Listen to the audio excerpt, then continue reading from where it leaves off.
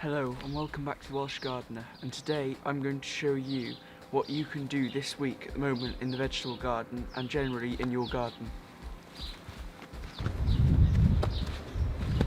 So one of the things that you can do in your garden at the moment is you can mulch. So here I've got some grass clippings as I've shown in recent videos. So you need to mulch the beds. You can do compost, any mulch that you like.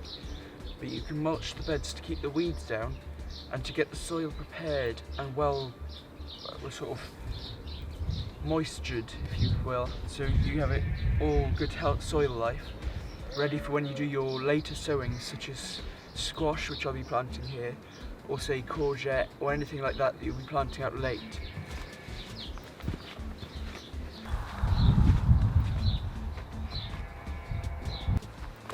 So the next thing you can do is put up your bean structures. So I've got my structures up here ready for my runner beans and any other climbing beans I'm growing this year, ready to plant in the next month or two.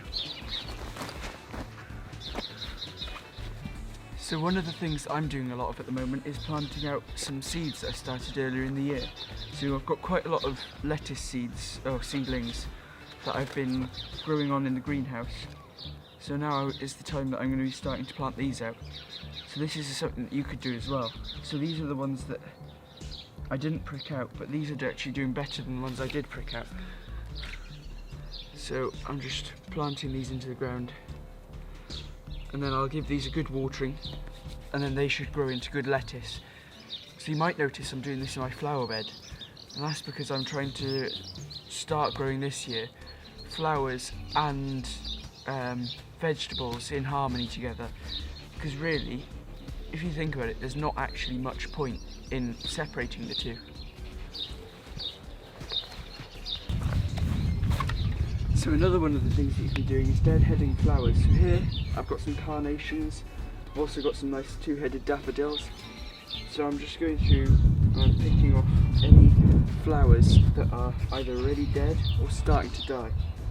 This will encourage more flower growth, so you can have an even prettier garden.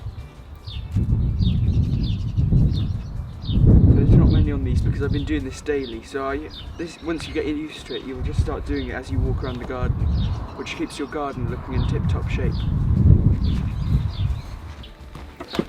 So something that you can be doing as well is using some shears like these to be cutting grass from around the base of apple and fruit trees, which will help you prevent rot and disease in the and damp-prone diseases like canker in your fruit trees.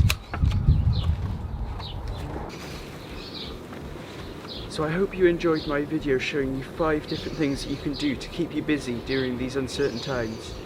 So if you haven't already, please subscribe to my YouTube channel for more great tips and videos like this. Thank you for watching. I'll see you next time.